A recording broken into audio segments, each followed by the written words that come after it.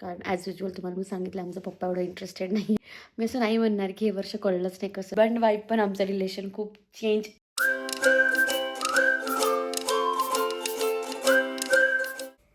नमस्कार आणि welcome to the new blog of the Tanaya Nikhil. मी तनया तुमचं अगदी मनापासून स्वागत करते आपल्या आजच्या ब्लॉगमध्ये. तर सध्या सखीच्या बड्डेची सिरीज किंवा सखीच्या बड्डे रिलेटेड ब्लॉग्स मी बनवते. काल मी जो ब्लॉग पोस्ट केला होता त्याच्यावर बऱ्याच जणांच्या कमेंट्स होत्या की ताई नक्की रिटर्न गिफ्टमध्ये काय. मला DMs पण आले की सजेस्ट करा, आमच्या पण बाळांचा बड्डे येतो आहे. तर ते मी आत्ता यामुळे नाही सांगत आहे कारण बरीच लहान मुलं आहेत जी बड्डेला येणार आहे, ती ऑलरेडी माझे व्हिडिओज वगैरे बघतात. सो तो सस्पेन्स नको जायला. ज्या दिवशी मी बड्डेचा ब्लॉग पोस्ट करेल त्यात तर तुम्हाला दाखवेलच. त्याचबरोबर रिटर्न गिफ्टसाठी आम्ही बॅग्स आणल्या आहेत. बॅग्स मला खूप छान काहीतरी हवं होतं, बट ते आउट ऑफ बजेट होतं. लाईक 40 रुपीज पर बॅग नाही मला योग्य वाटलं ते गिफ्ट टाकून द्यायला. सो मी पेपर बॅग आणली आहे साधी. आणि त्याचबरोबर काहीतरी पर्सनल टच हवा त्याला म्हणून ह्या थँक्यूच्या नोट्स आणल्या आहेत यावाल्या. याच्यावर मी आणि निखिल प्रत्येक याच्यावर स्वतः लिहून देणार आहे काहीतरी, म्हणजे आम्ही ठरवलं आहे काय लिहायचं. तशा थँक्यूच्या नोट्स आणल्या आहेत मी बऱ्याच साऱ्या, तर ह्या मला आत्ता ॲड करायच्या आहेत. त्याचबरोबर लिपस्टिकचं म्हणत असाल तर ही लिपस्टिक नाही आहे, विचारायच्या आधीच सांगते, मला आठवलं म्हणून. एक लिप कलर होता, एक लिप लायनर होता जे मी मागवलं होतं आणि तो आत्ता मला काजळ लावताना दिसला, तर म्हटलं लेट्स ट्राय. तो ट्राय केला तर बरा वाटत होता, मग मी पूर्ण लिपस्टिक म्हणूनच लावून घेतला. हा मार्सचा आहे. शेड कोणती ते मी खाली डिस्क्रिप्शनमध्ये ॲड करेन. नॉट अ प्रमोशनल व्हिडिओ, चांगला वाटतो आहे म्हणून सांगितलं. सो आता दाखवते की मी अजून काय काय आणलं आहे. तर मी लहान मुलांसाठी कॅप्चर सेट आणले आहेत. जनरली कोणी घालत नाही, बट माझी हाऊस आहे, मला ती मास्कची पण हाऊस होती. बट निखिल बोलला की अति होत आहे, तुझी हाऊस प्रत्येक वेळेस नको ॲड करत जाऊ, आणि तुम्हाला तुमच्या निखिल दादाचं म्हणणं फार पडतं. सो ठीक आहे म्हटलं, ते नाही घेतले, कॅप्स घेतल्या. हॅपी बर्थडेचं नाव, थोडेफार बलून्स वगैरे घेतलेत कारण दादांचं म्हणणं आहे की तिचा एक छोटासा केक घरी पण कट करायचा, माझ्या घरात ना तिचा बड्डे झाला पाहिजे. तर म्हटलं ठीक आहे, नुसता केक कट करायपेक्षा थोडंफार काहीतरी मागे लावत म्हणून ते आणलं आहे. अदरवाईज तिच्याच क्लिप्स वगैरे जे काही होतं ते सगळं तिला आणि तिच्या दीदीला घ्यावं लागतं सेम ते आणलं आहे. आणि अजून असं काही नाही आहे. पार्लरचं जे काही होतं ते मी घरून, म्हणजे मी आईकडे मुक्कामी त्यासाठी गेली होती. रात्री 11:30पर्यंत आम्ही पार्लरमध्ये होतो. तर फेशियलचा ग्लो तुम्हाला दिसत असेल. छान केलं काही नाही सॉरी, मी क्लीनअप केलं, फेशियल नाही केलं, मी क्लीनअप केलं, बट तरी पण चांगला ग्लो आला आहे. आणि अजून काय केलं मी, मला जर मॅनिक्युअर पेडिक्युअर करायचं होतं आणि स्पा करायचा होता, बट सखीने नाही करू दिलं मला काही. मी फेशियलच करायला गेली होती, बट सखीची रडरड सुरू झाली. मग तिला म्हटलं पटकन क्लीनअप करून दे. आणि मॅनिक्युअर पेडिक्युअरला तर शक्यच नव्हतं, स्पाला पण बराच वेळ लागतो. तो ते सगळं अवॉइड केलं. आणि माझ्या नखांची हालत तुम्ही बघू शकता आता. ते हे केल्यानंतर काय आपलं नेल आर्ट केल्यानंतर जेव्हा मी ते घरी नखं काढले होते ना, त्याच्यानंतर इतके कमकुवत झालेत नखं. बट माझ्याकडे घरी एक किट आहे मॅनिक्युअर पेडिक्युअरचं. सो मी आता तेच यूज करून नखांचं काहीतरी छान करते आहे. आणि स्पासाठी पण काहीतरी घरीच जुगाड करते. मी हे एक अगारोचं नेल ड्रिल आणि पॉलिशर मागवलं आहे आणि हे खूप छान वर्क करतं. याच्यात ह्या 8 अटॅचमेंट आहे, ज्याच्यात पूर्ण छान नेल आणि आपले म्हणजे हाताचे आणि पायाचे नखं खूप छान पॉलिश होऊन निघतात. तर कसं यूज करायचं हे माझ्या हातावर तुम्हाला यूज करून दाखवते. या नेल ड्रिल आणि पॉलिशरच्या बॉक्समध्ये होतं user manual, warranty card, charging cable, dust control sheet, 8 attachment आणि हे मेन युनिट. मी हे मॅनिक्युअर स्टार्ट केलं बॅरियल बीट या अटॅचमेंटपासून, ज्याच्यात आपली नेल पेंट रिमूव्ह होते आणि नेल सरफेस अगदी छान पॉलिश होऊन निघतो. अगदी कमी वेळेत माझी नेल पेंट छान रिमूव्ह झाली त्या अंगठ्यावरून. नेक्स्ट मी यूज करते आहे सिलेंड्रिकल मायलिंग कटर, ज्याच्यात छानपैकी क्युटिकल रिमूव्ह होता आणि आपला जो सरफेस आहे तो छान स्मूथही होतो. त्यानंतर मी यूज केला लॉंग कोन बीट, ज्याने माझ्या नखाच्या साईड वॉल अगदी छान पॉलिश होऊन निघाल्या. पुढच्या निडल बीट या अटॅचमेंटमध्ये कॉर्नर छान क्लीन होतात नखांचे आणि आपल्याला हवा तो शेपही देता येतो. आणि नेक्स्ट होता फेल्टेड वूल बीट, जो पर्सनली माझा खूप फेवरेट आहे. इतकं स्मूथ आहे ते, अगदी थिन नेलवर पण खूप छान यूज होतं. खूप सॉफ्ट असल्यामुळे असा बफीनेस पण येतो आपल्या नखांना. त्यानंतर सफायर कोन बीटने मी डेड स्किन जी होती आजूबाजूची ती पण रिमूव्ह करून घेतली आणि जो आधी शेप दिला होता तो पण जरा प्रॉपर करून घेतला. लास्टला कोर्स डाईस बीटने मस्त एजेस ज्या आहेत त्या पॉलिश करून घेतल्या. आणि बघा माझा नख किती छान दिसतोय. घरी मॅनिक्युअर करणं इतकं सोपं आहे, या मशीनमुळे मला खूप छान कळालं. यात अजून एक अटॅचमेंट होती जी होती सफायर कॅलस सँडर. जी आपण फूट नेलसाठी अगदी इझिली यूज करू शकतो. हे नेल ड्रिलर यूज करायला अगदी सोपं आहे. खाली केलं की अँटी क्लॉकवाईज, वरती केलं की क्लॉकवाईज. त्याचबरोबर याच्यात 5 डिफरंट स्पीड सेटिंगसुद्धा आहेत. LED लाईटमुळे बारीक कामाला पण खूप छान मजा येते. एकदा रिचार्ज केलं की हे मशीन 3 तास अगदी छान चालतं. लो नॉईस आहे, लो व्हायब्रेशन आहे. तुम्हाला पण जर हे प्रॉडक्ट ऑर्डर करायचं असेल तर मी खाली डिस्क्रिप्शनमध्ये लिंक दिली आहे. तुम्ही नक्की एकदा चेकआउट करा. सो निखिलचे थँक्यू कार्ड पंच करून झालेत आणि हे आमचं पिल्लू आमच्या मदतीला अगदी उठायच्या मार्गावर आहे. का रे बिट्टू? आता आम्ही सॉर्ट आउट करतोय की म्हणजे लाईक किती सुतळी कोणत्या एवढी कामाची असेल आणि एवढा डिमांड असेल याला. हा मला कळत नाही त्याचं माप किती घ्यावं. सो ते पण करून टाकू पटपट. आमच्या बाबांना अजिबात धीर धरवला नाही आणि त्यांनी सखीला तिचं बर्थडे गिफ्ट आत्ताच देऊन टाकलंय आणि त्यात ती मजा करते. पप्पाला दे. मला दे, मला दे, नाही नाही होय हे बघ, मला दे, पैशाच्या बाबतीत पप्पावर गेलोय आम्ही, सुटत नाही आमच्या हातून. दे मला दे. ही तात्या घ्या तिच्या हातून त्या. बघा आईची मेहनत पोरीच्या बर्थडेला. खूप दिवसांनी ते माझा अक्षर खालीवर होता बट स्टील गुड आहे. आता कारण नको देऊ. ओके मी असं मेसेज टाकलाय, thank you for making my birthday so memorable. Your presence was the best gift. सखी. ॲक्च्युली मला असं टाकायचं होतं की thank you for celebrating with us. Your presence made my daughters like our daughter birthday more memorable. Tanaya आणि Nikhil. But तिच्या पप्पाला सखीचंच कौतुक आहे. सो आपण 2-3 कॉम्बिनेशन टाकू शकतो ना. It doesn't make any. एकच टाकूया तुम्ही सगळीकडे. हां चल खूप लिहायचं आता. त्यानंतर सखीच्या काकाला आम्ही थँक्यू नोटचं काम देऊन बाहेर गेलो होतो. आम्हाला बेसिकवाली जरा शॉपिंग करायची होती घरची. सो तिकडे गेलो तोपर्यंत भाऊजीने लिहायचं काम घेतलं. काय झालं?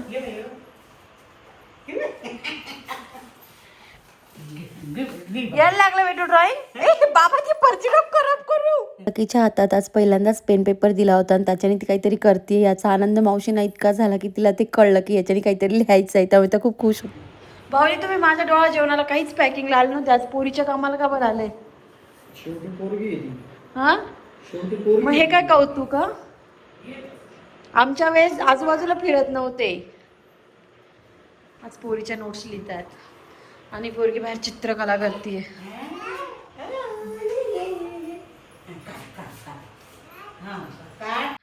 तर मी ना आता सखीच्या बर्थडेसाठी एक शॉर्ट व्हिडिओ बनवत होती तिचा आणि माझा. आणि ते व्हिडिओज आणि ते फोटोज बघता बघता खूप सारे फोटो आणि व्हिडिओज नाही आहेत माझ्याकडे सखीचे आणि माझे. कारण ॲज युजल तुम्हाला मी सांगितलं आमचा पप्पा एवढा इंटरेस्टेड नाही आहे फोटो व्हिडिओ काढण्यात. बट जे काही होतं ती इतकी छोटी होती आणि ते ते सगळं मी ॲड करत होती स्टोरीमध्ये म्हणजे त्या व्हिडिओमध्ये. आणि मी इतकी इमोशनल झाली त्या पॉईंटला की यार वर्षाची झाली.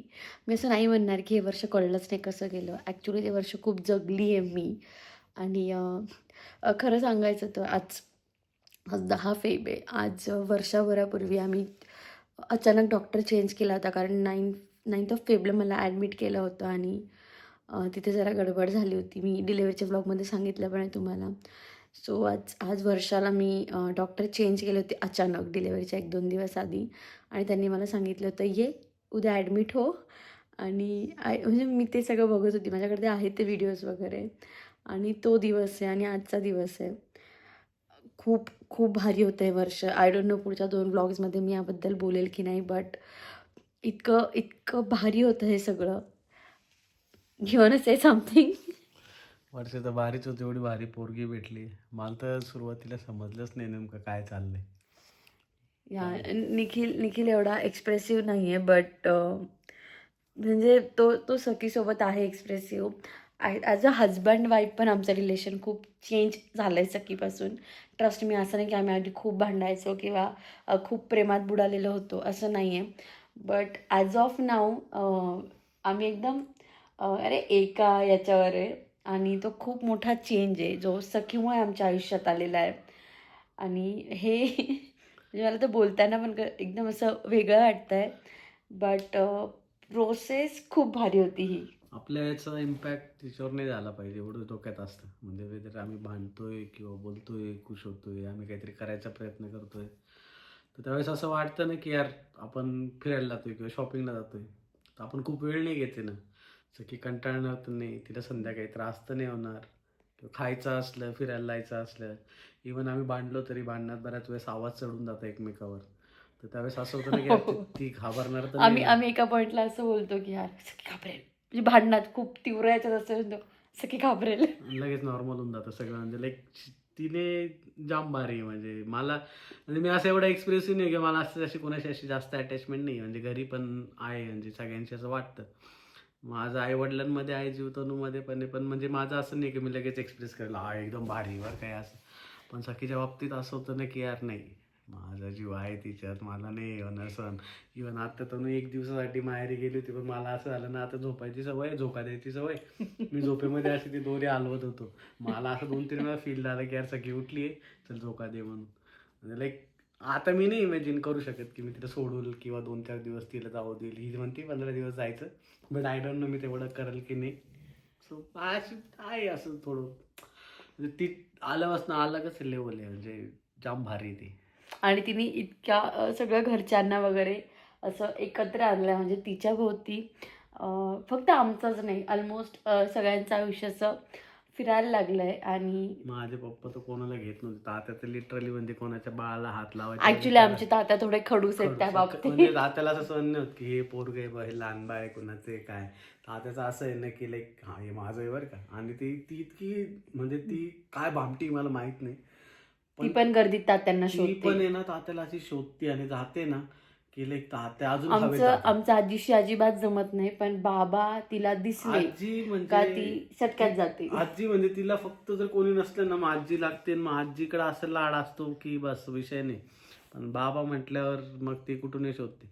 आणि मी म्हणजे मला इतकं भारी वाटतं की मी कुठेही असतो, कधी आलो, माझी 2 व्हीलर आली, 4 व्हीलर आली, किंवा मी घराच्या बाहेर गेलो, घरात आलो, असं कधीच झालं नाही आहे की सखीने मला टाळलंय किंवा सखी माझ्याकडे बघत नाही किंवा हसून ती येत येते नाही जवळ, लगेच. हसून येत नाही, म्हणजे ती असं लगेच म्हणजे हातपाय हलवून लगेच एकदम भारी, म्हणजे एक अलगच फिलिंग येते, म्हणजे सखी म्हणजे खतरनाक आहे. हा निखिलचा एवढं बोलतोय ना, तुम्ही जर आधीचे ब्लॉग बघितले असेल सखी यायच्या आधी, हा नव्हता एक्सप्रेसिव्ह. आणि आय थिंक हाच फरक आहे घरात मुलगी येण्याचा, किंवा ते असतं बाप मुलीचं. आणि माझ्यासाठी तर ॲक्च्युली खूप स्पेशल आहे. मी खूप जास्त मॅच्युअर नाही आहे, म्हणजे मी आधी पण सांगितलं आहे, मी हट्टी आहे, थोडी हुडहुडी आहे. पण सखी आल्यापासून माझ्यात ॲक्च्युली खूप सारे चेंजेस झाले आहेत. हे मागचं वर्ष जे होतं ना, ते खूप स्पेशल होतं. आणि मला आता असं होतं की यार आपण हे मिस केलं का, आपण ते मिस केलं का. मी थोडी इमोशनल होते, बट ॲक्च्युली तिचे जे फोटो आणि व्हिडिओज बघत होती ना मी लहानपणीचे, मला ते सगळं आठवत होतं की यार सखीला कसं घरी आणलं होतं, सखी कशी रात्रभर झोपायची. मला सगळे म्हणायचे बाळाचं रात्रभर झोपणं ठीक नाही आहे, आणि तुझं बाळ, कोणी असं म्हणत तू किती लकी आहेस, रात्रभर बाळ उठत नाही. आणि तिने ॲक्च्युली आम्हाला कधीच त्रास दिला नाही का रे, की असं रात्रभर जागली सखीने किरकिर केली आहे. आम्ही लिटरली ती 15 दिवसाची होती तेव्हा तिला मी बाहेर काढलं होतं, कारण आपण मॉलला गेलो होतो काहीतरी घ्यायला. आम्हाला तिथे काकू भेटला होता आणि त्यांनी आम्हाला झापलं होतं की तुम्ही एवढं लहान बाळ कसं काय बाहेर घेऊन आलात, तुम्हाला घरच्यांनी सोडलं कसं. आम्ही घरच्यांना न सांगता गेलो होतो दवाखान्यातून परस्पर. पण तो दिवस आहे, आजचा दिवस आहे. आणि तिला सवय झाली कधीच आता तिने actually. आम्हाला असं बाहेर त्रास दिला नाहीये, की खूप किरकिर केलेली नाहीये, आजारपणात चिडचिड केलेली नाहीये. आय थिंक ती माझ्यापेक्षा थोडी जास्त समजूतदार आहे. आणि तिला सवय ऍक्च्युली, तुम्ही जसं प्रिपेअर कराल तसं ते प्रिपेअर होतं. तुम्ही किती त्याला हे करता ते एन्व्हायरमेंटशी यूज टू करता. आणि माझं असं आहे की मला तिला असं असं म्हणजे जे म्हणता ना की खूप असं एकदम जपून ठेवलंय वगैरे असं काही नाही. हा, आम्ही तिला Natural म्हणजे- मातीत खेळू देतो. हां. आम्ही तिला बाहेर कंपाऊंडमध्ये म्हणजे बिंदास, आम्ही तिच्यावर रिस्ट्रिक्शन टाकलेच नाही की बाळ आहे. म्हणजे कोणाला बऱ्याच जणांना आवडणार नाही, पण आम्ही तिला कधी ते सॅनिटायझर वगैरे यूज करून, कधी म्हणजे कोणी तिला दवाखान्यात भेटायला आलं तर आम्ही त्यांना हे म्हणत नव्हतो की यूज करू नका. बऱ्याच लोकांना पटणार नाही, बट हे आमच्या आजीन ते पण म्हणायचे की आमच्या वेळेस असं काही नव्हतं. आणि आम्ही बरेच जुन्याच गोष्टी पाहतोय, बऱ्यापैकी जुन्या गोष्टी पाहतोय. म्हणजे आता आमच्या घरात 10 भाऊ होतो, 9 बहिणी, 8 बहिणी, आम्ही सगळे एवढं मोठं फॅमिली होती. त्या फॅमिलीत असं कोणी कोणाकडे बघायला वेळच नव्हता. सकाळी जर दातलीला आम्ही राहायचो तर दातलीला ते प्रिपरेशन व्हायचं, ते सगळ्यांचं प्रिपरेशन व्हायचं, आणि तेवढ्या वेळात कोण बाळाकडे लक्ष देणार आहे किंवा कोण स्वतःच्या पोराकडे लक्ष देणार आहे, सगळे एकत्र इवन राहायचे. आमच्याकडे ज्या कामाला आत्या मावशी वगैरे येतात, ते कामावरून वगैरेच येतात. आणि सखी आल्या सखी आमच्या कोणाकडेच येत नाही, ना मी, निखिल, ना तात्या, ना आई. तिला त्या आल्यानंतर दिदी, मावशी आणि सुशील आजी सोबतच फिरायचं असतं आणि ते तिला घेऊन जाता. बट आम्ही ते कधीच रिस्ट्रिक्शन नाही टाकले की हात धुवून घ्या किंवा तिला बाहेर नेऊ नका, तिकडे धूळ आहे. आणि त्यामुळे ती सगळ्यांची इतकी लाडकी झाली की तिच्यात सगळ्यांचा खूप जीव आहे. आता माझी आत्या आली, तिला किती दिवसानंतर भेटली. आत्या पहिल्यांदाच भेटली. आत्या पहिल्यांदाच भेटला तिला, बट आत्यांना पण तिने, आत्या आय थिंक त्यांच्या नातवानंतर पहिल्यांदाच म्हणजे आत्या डायरेक्ट तिच्या सोबत बॉल खेळ, चल बाई इकडे ये, चल बाई जेवण. आत्या आजारी आहे. आत्यांना तात्यांनी त्या आजारी होत्या म्हणून सलाईन वगैरे लावायला आणलं होतं की तू इथे राहा, तू बरी होशील म्हणून. आणि आत्या बऱ्या झालाय. आणि आत्या फक्तच, उलट आत्यानं असं होतं सखीने काय खाल्लं का, सखी खेळती का, आत्या सखीच्या मागे जास्त गाणे म्हणती, ती तिला खाऊ घालती, ती पोळी काढून देते, सगळं करते. मग तिला बरं नाही पण तिचं सगळीकडे लक्ष आहे. म्हणजे ह्या गोष्टी खूप स्पेशल आहे आमच्यासाठी. तर खूप खूप काही नाही बोलत, कारण इमोशनल होऊन, मी तर इमोशनल होऊन जाते. आणि लय त्रास देते मला पण इतकी. आता झोपली ना तिला इतकी वेळ झोपायला, बट ती निखिलला खरंच राहायची इज लाईक की तू जाऊ नको पापा कुठे. आणि आता तर असं झालं ना, घरी आल्यापासून ती आम्हाला, पुण्याला आम्ही दोघंच होतो ना, तर ती खेळते, सगळ्यांसोबत खेळते. बट एका पॉइंटला जाऊन चेक करते, मम्मा आहे, पप्पा आहे, नाही तर आवाज येते मम्मा मम्मा पापा पापा. तर ती, तू नव्हती का आली, आम्ही चौघच होतो, आत्या, मी, तात्या, काकी. ती फिरली तिथं तात्याजवळ खेळली, माझ्याकडे खेळली, काकीकडे गेली, आत्याला थोडं खेटून आली. आणि नंतर 2 राऊंड मारले. आणि मग तिला समजलं आता तनया नाही इथं. मग जिन्याकडे हात दाखवती रडती, जिन्याकडे हात दाखवती रडती. 2-4 पायऱ्या चढली, मग तिला वरती घेऊन आलो. मग तू दिसली, मग तिला बरं वाटलं. म्हणजे ती प्रत्येक वेळेस कोणाला शोधत राहते. पण म्हणजे असं नाही की ती आणि तुम्हाला वाटत असेल की आम्ही सखीचं खूप कौतुक करतोय, बट ऑफकोर्स त्याचं पॅरेंट्स, प्रत्येकालाच आपल्या बाळाचं खूप कौतुक असतं. आणि ती वर्षाची होणार आहे, तर अजून लब्बाड होणार आहे ती. बट सकुड्या, तू कधी पण 10, 12, 15, 20 वर्षानंतर कधी पण जर हा ब्लॉग बघितला तर तू आमच्यासाठी खूप स्पेशल आहेस. आणि तुझं पहिलं वर्ष आम्ही ट्राय केलं आहे खूप स्पेशल करायचं. And we love you. इश. तर आजचा हा ब्लॉग आपण इथेच संपवूया. जर तुम्हाला आवडला असेल तर do like, share and subscribe. आणि असंच प्रेम देत राहा आमच्या सखीला. आणि इथपर्यंत आला आहे तर हॅपी बर्थडे विश करू नका, ते उद्या करा. बट तिला छान छान ब्लेसिंग्स देऊन जा तुमच्या, ते आमच्यासाठी खूप महत्त्वाचं आहे. अँड या, थँक्यू सो मच. तुम्हाला पण स्माइल देईल. येस.